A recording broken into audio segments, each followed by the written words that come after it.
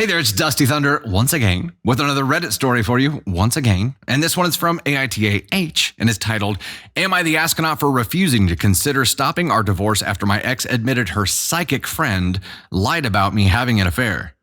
I met my wife, Rona, when we were in college together. I made the obviously terrible assumption that the fact she was in post-secondary education meant she had a modicum of common sense. We started dating our senior year and after job hunting, settled on moving back to her hometown after graduating. We found an apartment and lived together for 2 years before getting married. All good so far. At our wedding, I met an old friend of hers, Anna. She offered to read my palm since she was part gypsy. Weird, whatever. Anna only comes to town every once in a while. She lives in NYC, so she doesn't have time to visit since she has an exciting life there. She makes costumes for plays and cosplayers, so we see her maybe 4 times over the next 2 years. Last time she came was Labor Day last year, and that's when it got weird. All of a sudden, Rona starts acting oddly. She starts checking in on me at work, coming by when I'm working late, asking to use my phone because hers is almost out of power, that sort of thing. She finally comes out and accuses me of having an affair. I thought she was joking, so I laugh and say that I'm not. This sets her off like a Roman candle, because Anna told her I would laugh it off when Rona came for the truth. Well, she got that one right. I laughed because it was ridiculous. I barely had time for a relationship with my wife and my job. I am home all weekend long. When I go golfing, her brother is almost always either in my foursome or at the club. The foursome may be not the right term to use at present, you know what I mean? And most important of all, I love my wife. I wouldn't do anything to harm her, and yet she takes the word of Anna the psychic seamstress over mine. She asks me to leave our apartment. I say no because I have nowhere else to go. So she leaves and moves back with her parents. They think she's nuts too. I spent the next few months working and trying to convince her that I'm not cheating and that I want her to come home. I don't get invited to Thanksgiving because it would be awkward. I didn't even stick around for Christmas. I went home to see my family. They have all been following this stupidity without commenting until then. At Christmas, they had an intervention. They said my wife was having a break from reality and that she wasn't coming out of it. My dad told me to give my head a shake, which he only does when I am being monumentally stupid. When I got back, I went to a lawyer and started my divorce. That was in January. Finally, at the beginning of April, Rona calls me to talk. I say that we should talk through lawyers. She starts to cry, and I agree to meet her in public if she will allow me to record our conversation so I can give a copy to my lawyer. She eventually agreed. Smart getting her to agree to be recorded, because otherwise it's not usable. Is it just one? No, I don't know. Would it be usable if she didn't know? I don't know.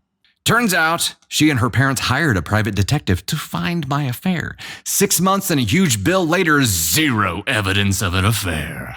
She finally believes me and wants to come home.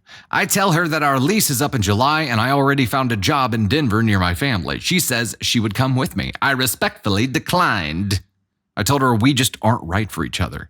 The truth is, I do not want to have my offspring share DNA with this dingbat. Anyway, I am moving ahead with my divorce. I am gutted that she took her friend's psychic vibrator over mine. I want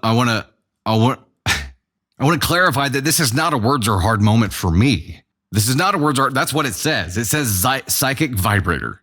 That's not, I didn't do that. That was OP. Nope, that was not a words are hard moment.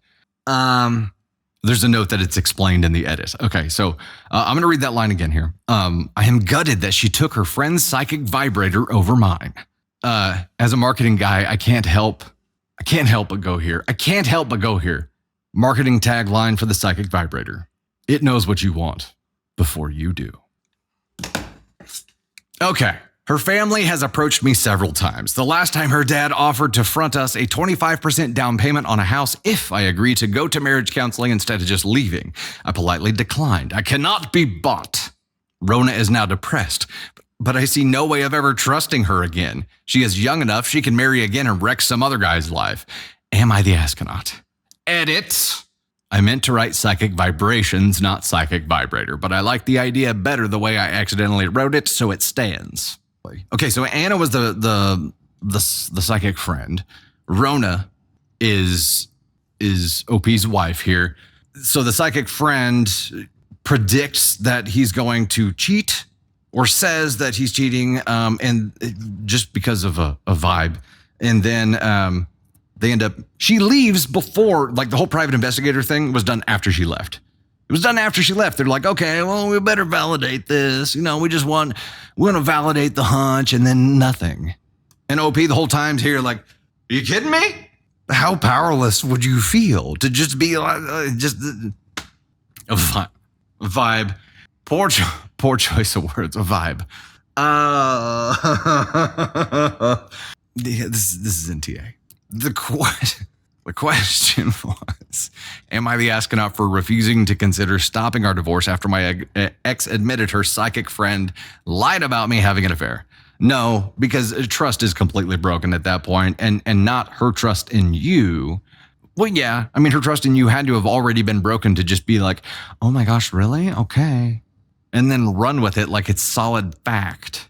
If your relationship is weak enough for someone to say this and be like, hey, I got a psychic signal or whatever it is. I got a message that your hubby was cheating. And for that to just automatically, for your spouse to accuse you and just take it for the gospel and just run with it. If your relationship is rocky enough for that to become a reality, then it's not meant to be. It's not going to withstand the fires of life. And OP, I have a lot of respect for here, by refusing to leave, being like, hell no, this is ridiculous. If you want to do something about this, you can be the one to leave. I'm not doing shit. But then to eventually be like, you know what? The fact that I'm still begging her to come back, the fact that I'm still tolerating this, I just can't. Now, the one caveat to that is if you truly loved your partner unconditionally, I would be afraid for them, right? I'd be like, okay, what's going on? Like, something's wrong. For you to be able to accept this and run with it, I'm concerned about you. Let's dive into this and fix this and figure it out. But it's, even if that's the case and you loved your partner unconditionally, it's imbalanced because she obviously doesn't feel the same. I don't know.